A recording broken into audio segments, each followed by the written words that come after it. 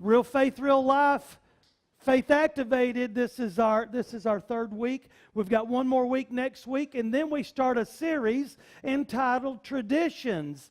Traditions be kicking in gear pretty quick. So real faith, real life. So let's do something real fast before we look at real faith and real life. Let's just grab a cell phone.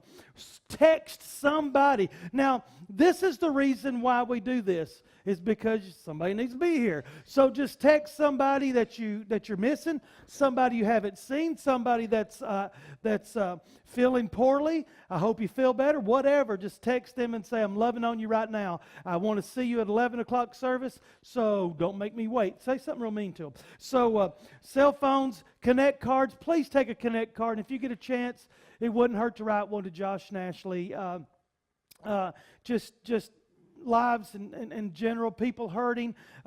If you get a chance, just write a card, or just to miss somebody. People get them all the time, so thank you for connecting with people.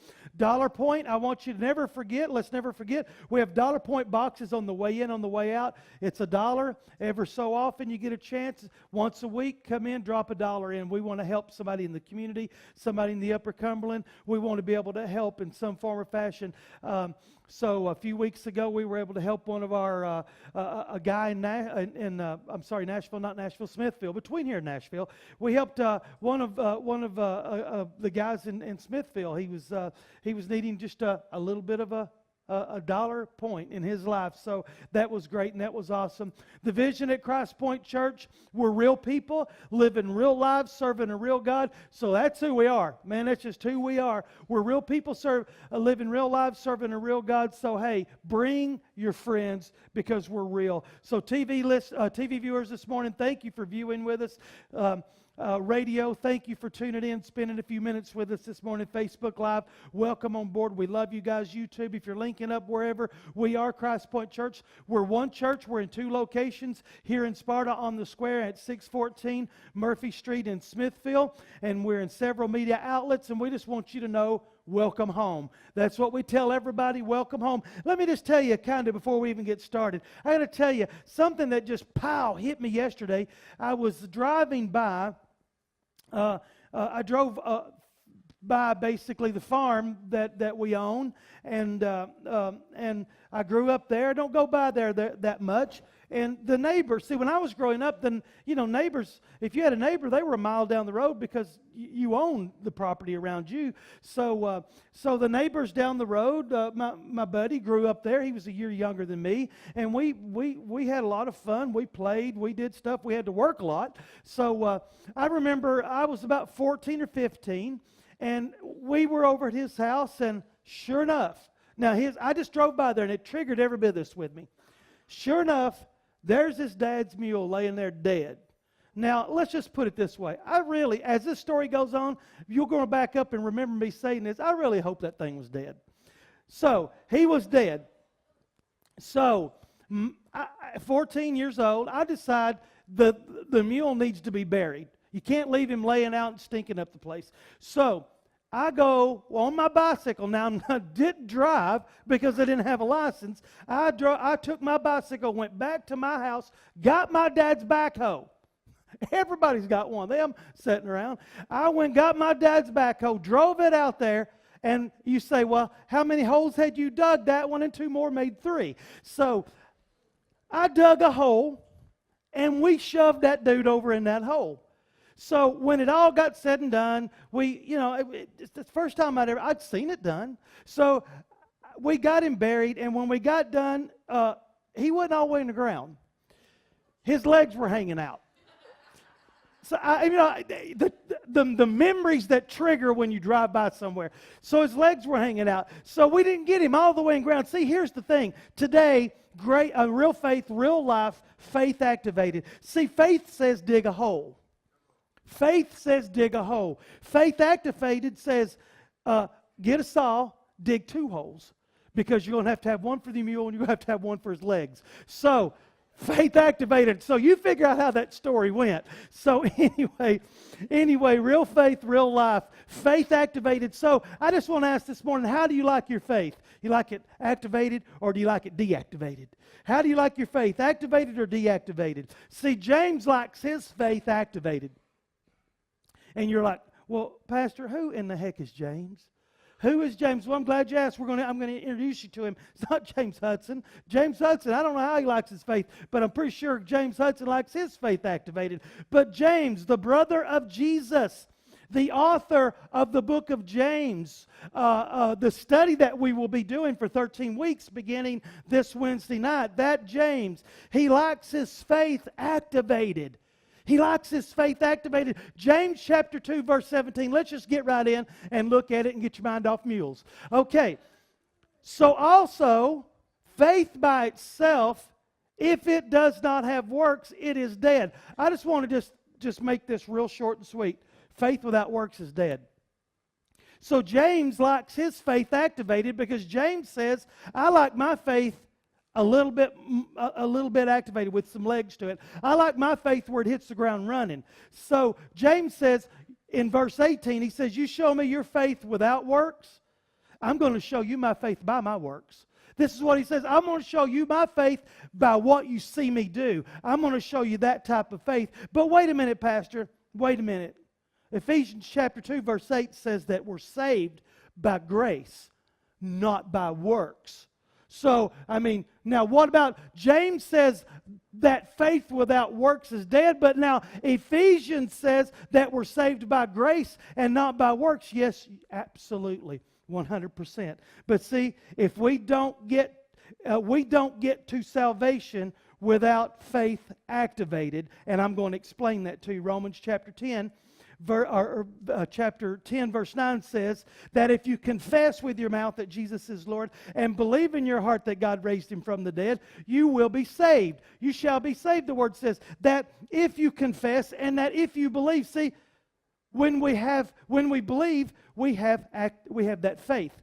When we believe, see, we believe in our hearts. So this is the road to getting our hearts right through grace. This is the road where Jesus saves us through a grace situation. Have faith and believe, and to confess is to activate that faith. So James says, hey, you want to get your heart right with the Lord through grace, then activate your faith and ask him into your heart. So grace does not drive you into a corner and tell you you're going to get saved or I'm going to beat you up, take your wallet. Grace don't say that. Grace says, hey, have faith and believe and confess and activate that faith. So, let me show you. Let me show you what faith activated can do. Let me show you what faith activated can do. There's this guy. He's a pastor of a very large church. Now, we pastor a rather large church, but it's not super, super large. This guy's a pastor of a super, super large church. Everybody knows him, but he don't know everybody. So, they're having a dinner. And they're doing kind of like what we do. You go through and you get some, and the person swaps it out for you, and the next person slops it out for you, and the next person slops it out for you, and he gets to the chicken lady, and the chicken lady gives him one piece of chicken. He says, "Excuse me, I'd like to have 2 pieces, please." She says, "Well, it don't work that way, sir. You get 1 piece." He says, "Do you know who I am? I am believing God for 2 pieces of chicken. I'm the pastor of the church." She said, "Do you know who I am? I'm the lady serving the chicken, and I believe God said you're getting 1 piece. Now move on." See, sometimes we got to activate our faith. Sometimes faith has to be activated. James instructed through his epistle. Now, that's a letter. That's an epistle. That James says, okay, I've got something I got to tell you. So James says in this epistle, faith without works is dead. Put legs to your faith. He says, put some action to your faith. So let's look at what that looks like just flat out in the Bible. Exodus chapter 17, verse 9. Going to go way back. Oh, I'm going to do that. Go way back. Going to go way back. Exodus chapter 17, verse 9. So Moses said to Joshua, "Choose for us some men and go out and fight with the Amalekites. Tomorrow I will stand on the top of the hill with the staff of God in my hand." Now, there's going to be a battle. Key point number 1. there's going to be a battle. We have no way around this. There's going to be a battle. We were talking right in here in prayer just a little bit ago. Higher levels bring a little tougher devils. The devil fights hardest where he fears most. And let me tell you something. If the devil's coming at you pretty hard, that's because you're doing something. So keep doing it. Keep doing it. Keep kicking. Keep gnawing. Keep crawling. Everything that we have to do. So there's going to be a battle. So, ain't that right, Steve? So 4 guys activate their faith and ultimately save the nation of Israel. I'm going to break this down for you. The Amalekites are attacking. The Amalekites are attacking, and Israel is a very young nation. They haven't been too far removed from Egyptian bondage. They haven't been too far removed from walking across the dry bed of an opened up sea. They're not too far removed from that. And the Amalekites are attacking, and Israel it's a very young nation. They don't have a whole lot of experience. They don't have heritage. They don't have a lineage of warriors to teach the new warriors and to raise up warriors. They're just a young nation, no skills whatsoever. And by natural standards, they can't win this fight. Now, I want you to really grab a hold of this as you think about what goes on in our lives. By natural standards, we can't win this fight. There's no way we can pay this debt. There's no way that those people will quit. There's no way that it's going to get any better. By natural standards, they cannot win this fight. But see, faith without works is dead. Faith without works is dead. 4 men activated their faith that day. 4 of these guys activated their faith. Moses went to the hillside, and Joshua went to the battle lines. The elder of the leader went to the hillside where he could be seen, where he could God could channel through him into the people. The younger warrior went to the battle lines with all kinds of men, all kinds of young guys, all kinds of guys, all these guys. Do you guys know how to fight a battle? I don't know. Well, come on, because you see Moses, he's powering us up, so we're going to win this battle. Joshua had to take men that didn't know what they were doing to the battle lines. No way they can win this fight. Moses went to the hillside. Joshua went to the battle lines, but something strange began to happen. Moses says, I'm going to hold my hands up. Man, you're recognizing the sermon now. You're recognizing the scripture. I'm going to hold my hands up, and I'm going to reach toward the face of God. And through the staff of God, through my hands being reached up, I'm going to just channel victory right straight into my team. So they began to win, man. They was winning. But see, this is what happens in the natural. We get tired. Moses is like, man, my arms are tired. See, one time we were praying. I'm going to tell you, we were praying a long time ago, praying with some people. We had our arms up and we were praying, and it was one of those Rick Barlow prayers to where it goes. So the guy next to me, I'll never forget his arms. He was like, he was shaking. I was trying to hold his arm up. I don't know who was holding the other one up, but the thing was, I was a lot younger then. I'd probably be the one shaking maybe right now. But he was just shaking. He couldn't hold his arms up. You get tired. Leaders get tired. So he lays his arms down. He's like, oh man, and then all of a sudden the Amalekites start to prevail, and then Israel's losing the battle. It don't take a lot of beating to get an inexperienced group to run away, so we can't have that. So Moses is like, oh my gosh. So he puts his arms back up like a cheerleader. Sprinkles. So he puts his arms back up, and he gets his arms in the air, and he's like, they begin to win. So they're winning. This is great. This is awesome. And he stands with his arms in the air, and then he gets tired again, and he begins to start dropping them. And when he drops them, they begin to start losing again. But then there's these 2 guys that come in, and they're like, not on my watch, dude. Not on my watch. Those are my friends out there fighting. Those are my friends out there that are losing this battle when your arms fall. So they slid this stone up under the man of God, set him down on it. You hold one end up and I'll hold the other end up, and this is how we're going to roll till the victory's won. And they won that victory that day. See, here's the thing. 2 guys named Aaron and Hur. They come onto the scene. They slide a stone in and hold the man of God's arms up. The future of Israel depended on the activated faith of 4 guys. The future of Israel I mean, their future depended. This could have at worst, at worst, not worst, worstest, at worstest. I grew up here. What can I say? So, at worst case scenario, it would have set them back years. But instead, 4 guys activated their faith and saved the entire nation. Moses led from the hillside. Joshua battled on the battle lines. Aaron and Hur supported exactly where they needed to be at the time. 4 men activated their faith that day and saved a nation. They activated their faith and they saved a nation. If any one of those had failed, let's just draw the lines here. If any one of those had failed, then Israel would have lost that day. Israel would have lost. Let's just look at what possibly could have happened. Men would have died. A lot of men would have died. There would have been no Joshua.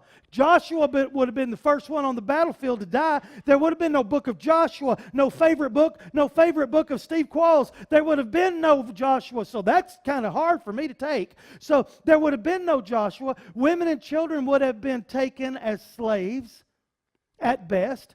And the nation of Israel would have ceased to exist, and our Bible would have ended at Exodus.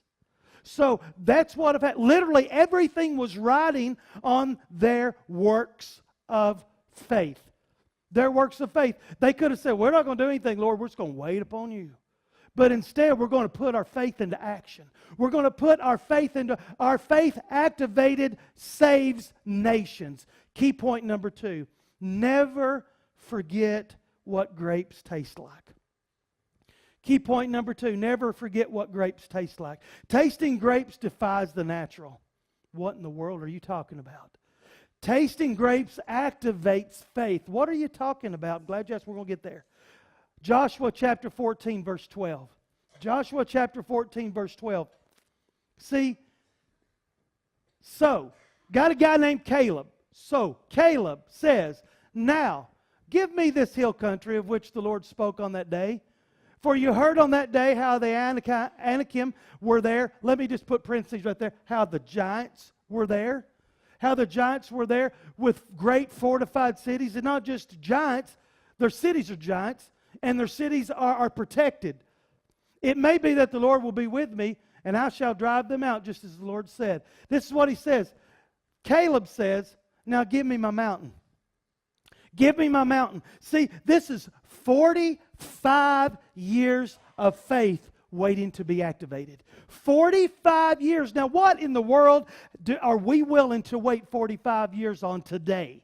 Because I'm going to tell you something. It's a long time. What are we willing to wait 45 years for? See, 45 years of remembering what grapes tasted like. 45 years. So, let's go back and we'll tell you what's going on 45 years earlier. In Numbers chapter 13, it's not going to be on the board, so make a note of it. Numbers chapter 13, Moses sends 12 spies into the promised land. Now I want to paint this picture, and I want you to understand what it's like. Here is your $1 billion. $1 billion. Here's your $1 billion. It's on the table. But I'm going to stop right here because the bags needed to carry it are going to be too large. So 45 years earlier, Moses sends in 12 spies. Joshua and Caleb are 2 of those 12. Now, there is something that I'm going to preach later on about this that stood out to me when I was preparing this, and I'm like, oh my gosh. So I'm going to come back to that down the road. We're going to preach that down the road. But they go into the land for 40 days. Sometimes we can spend a little bit too much time somewhere. They go into the land for 40 days. 40 days. That's 6 weeks with you and me. That's a month and a half. They go into the land. They stay 40 days. Caleb and Joshua were 2 of these guys, and they carried grapes. They broke bunches of grapes off of the vines that were so large they had to put a pole between them and carry them on 2 guys' shoulders. Now, see where I'm getting with the grapes now. When you've tasted grapes the size of grapefruits, you don't never forget what they taste like. See, when you've tasted the promise, you know what the promise tastes like, and you don't want anything but the promise. So now they're carrying this stuff out. It's like, man, life, this is the best stuff I've ever seen in my life. This is literally the land flowing with milk and honey. That's the way they described it. They came out, they said, it's awesome. It's great. But 10 guys were afraid of the giants. There's giants in there. There's giants in there. Yeah. See, Joshua and Caleb said, I don't care if there's giants in there or not. God's called us, and He's going where He calls us to, He equips us for. So I'm ready to go. So they were ready to go, and this is what happened. 10 guys turned or flipped the whole nation against Caleb and Joshua that day, and the many overruled the few, and they were right there. Right there, in my mind, they're camped on the edge of the promise, and they're making decisions after 6 weeks of entry. They're making decisions based on 6 weeks, a lifetime of decision based upon 6 weeks of what we see. Sometimes we can't make it 6 weeks in this life, so we're quitting. We're quitting. You know what? I gave her 6 weeks. She ain't straightened up, so I'm getting a divorce. You know what? You're making a lifelong decision based upon 6 weeks. It's crazy. So, they didn't go in. They were that close. They were that close. It's like playing cards with my wife. She can't reach across the table, so you got to slide the cards to her. She got them alligator arms in a little. It's great. But see, the thing is they're right there. Do you realize, Caleb's like, do you realize, did you see those grapes? Still, there's some big people in there. I don't think we should do it. And it cost them 40 years. 40 years. None of those guys got to go in there. Caleb waited 45 years. It was 45 years. 40 years they waited and wandered in the desert. They went in to conquer the land, and they have been battling for 5 years. So it's been 45 years when we read that scripture. Caleb and Joshua were the only two that remain. Joshua is now the leader. Moses has died, and he's went on to be with the Lord. They have possessed the land, and they have fought for it for 5 years. Now, but you don't understand. I want my mountain. Now you're dividing up the land, Joshua. I respect that. You were there as well as I. You and I were the only two that are left remain. You were there, and that's my mountain right there. But I can hear the young guy saying, but you don't understand, Caleb. You don't understand. There's giants over there. They're popular giants. There's giants over there. Yeah, but you don't understand. I still know what grapes taste like. See, giants live over there. You don't understand, though, young man. I still remember what grapes taste like. You've never tasted those grapes. You've never smelled the atmosphere or the grass or heard the water flow. You don't know what I know, and I'm not stopping until I get my mountain. Now, give me my mountain. But, see, you don't understand. They're big. You don't understand. They're big. But, see, you don't understand. Faith activated defies the natural. Key point number 3, faith activated defies the natural. Let me say it again so we really understand it. Faith activated defies the natural. Let me explain this. The natural says little guys can't beat big guys. That's what the natural says. See, the natural says old guys can't defeat young guys. See, the natural says inexperience can't win against experience. See, the natural says leaders can't hold their arms up. It's not possible for a long amount of time. See, the natural says servants can't run onto the scene with a stone as a chair and save a nation. See, the natural says that can't happen. The natural says the old wears out and it doesn't get any stronger. It only gets weaker. See, the natural says old wears out. It don't get stronger, it just gets weaker. See, but let me show you what faith says. Let me show you what faith says in Joshua chapter 14, verse 11. This is what faith says. This is what Caleb says. I am still as strong today as I was in the day of Moses when he sent me. My strength now is as my strength was then for war and for going out and going and coming. I'm just as strong as I ever was. Let me explain to you how old this guy is. He was 40 years old when they spied out the land. Man, at 40 years old, you can get some stuff done. At 40 years old, you're pretty strong. At 40 years old, you bust a giant in the mouth. He's 85 years old now. He's 85 years old, and I'm still as strong today as I was the day that Moses sent me. My strength now is as my strength was then. For war and for going and for coming, it don't matter. If we're eating supper, I'm just as strong as I was then. If somebody comes in your house and wants to take your daughter out on a date and she's 16 years old, I'm just as strong now as I was then. Believe me, I'm going to show him how strong I am. See, faith activated says, give me my mountain. Faith activated defies the natural and says, give me my mountain. What are you talking about? I want my mountain.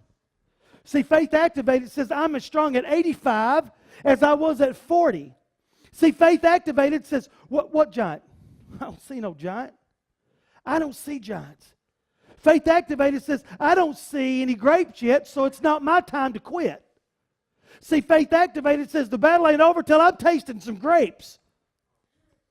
See, Caleb tasted grapes the size of grapefruits 45 years earlier. Caleb's vision, Caleb's promise, Caleb's everything about Caleb had to wait for 45 years based on what somebody else said. 45 years. 12 men went in 45 years earlier. 10 came out and deactivated their faith. Now I want you to, man, grab a hold of this one. Because of a 6-week fear, because of 6 weeks of being afraid, they deactivated their faith in God. Did we just not see God do powerful and mighty things? Did we just not see God take an entire the most powerful nation on the earth and put them at the feet of Him? Did we just... Hey guys, you were doing this and you stopped on us and you watched us, and I appreciate it. So thank you for tuning in. Thank you for spending some time with us. I pray that you enjoyed the service today. Let me take this opportunity to invite you out personally. We're located on the square in Sparta. Our service times are at 9 and 11 every Sunday morning. We'll meet you at the door with a hug. We'll meet you at the door with some coffee ready and some donuts if you want. And let me just take a real quick minute to invite you over to our Smithville campus. For those of you who can't drive over to Sparta, drive over to Smithville, 11 o'clock for now, at 614 Murphy Street in Smithville, Tennessee. So one of our campuses, Christ Point Church, we're real people, we're living real lives, and we're serving a real God. Welcome home.